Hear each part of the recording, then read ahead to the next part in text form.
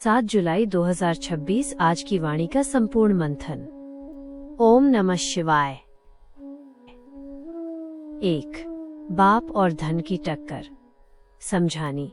इस समय बच्चों के सामने दो मुख्य बातें हैं। एक तरफ अविनाशी परमात्मा बाप है और दूसरी तरफ नश्वर धन दौलत है।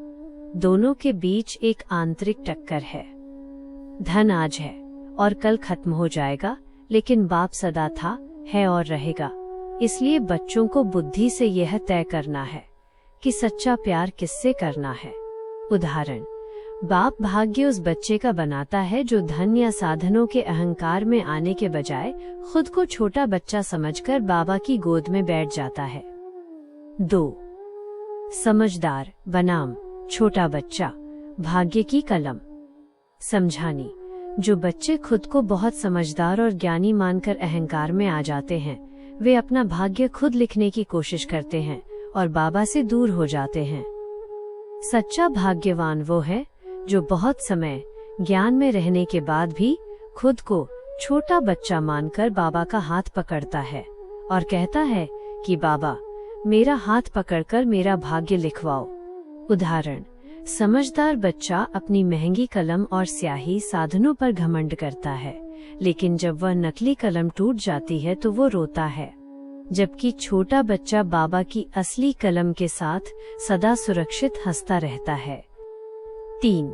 वायरलेस कनेक्शन और कोडवर्ड। समझानी।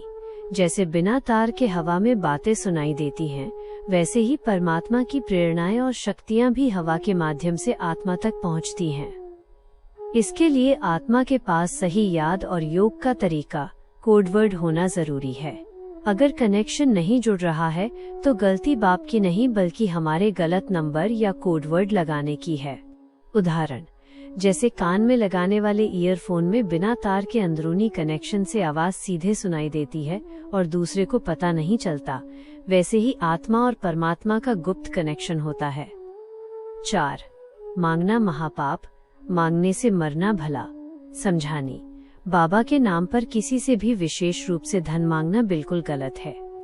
सफल करना अलग बात है जो बच्चे अपनी खुशी से करते हैं, लेकिन किसी से जबरदस्ती सफल करवाना या मांगना पूरी तरह बंद होना चाहिए। बच्चों को आपस में मिलकर थोड़ा थोड़ा योगदान देकर व्यवस्था संभालनी चाहिए। उदाहरण, बाबा कहते हैं कि ये शरीर ऐसा है जिसे चाहे मिट्टी में बिठाओ, झोपड़ी में या जंगल में, इसे कोई समस्या नहीं है। जब बाप को ही संग्रह करने की इच्छा नहीं है तो बच्चों को भी इकट्ठा नहीं करना है। स्वमान। मैं भाग्य विधाता भगवान की गोदी में बैठकर अपना श्रेष्ठ भाग्य लिखने वाली निश्चिंत और भोली भाग्यवान आत्मा हूँ। वरदान। विघ्न विनाशक भव। विस्तार। जो बच्चे सदा बाप की याद और सेवा में मगन रहते हैं, उनकी लगन को कोई भी विघ्न मिटा नहीं सकता। कोई भी तूफान उस जागती ज्योति को बुझा नहीं सकता। सदा स्वयं को ज्योति स्वरूप, बाप को ज्योति और घर को ज्योति तत्व अनुभव करो तो सहज ही विघ्न विनाशक बन जाओगे। कमेंट्री। मस्तक के बीच बैठ जाएं, अनुभव करें स्वयं को एक चमकती हुई दिव्य आत्मा, एक चैतन्य ज्योति स्वरूप। बुद्धि के सारे भटकाव, सारे साधनों और धन के अभिमान को किनारे कर दें। मैं बहुत छोटा मासूम बच्चा हूँ और अपने प्यारे मीठे शिव बाबा की गोद में बैठा हूँ। बाबा ने मेरा हाथ अपने हाथ में थाम लिया है। परमपिता परमात्मा स्वयं अपने हाथों से मेरा श्रेष्ठ भाग्य लिख रहे हैं। चारों ओर से बाबा के प्यार और शक्तियों की बरसात हवा के माध्यम से मुझ आत्मा में समा रही है। मेरा कनेक्शन सीधा उस सर्वोच्च शक्ति से जुड़ चुका है।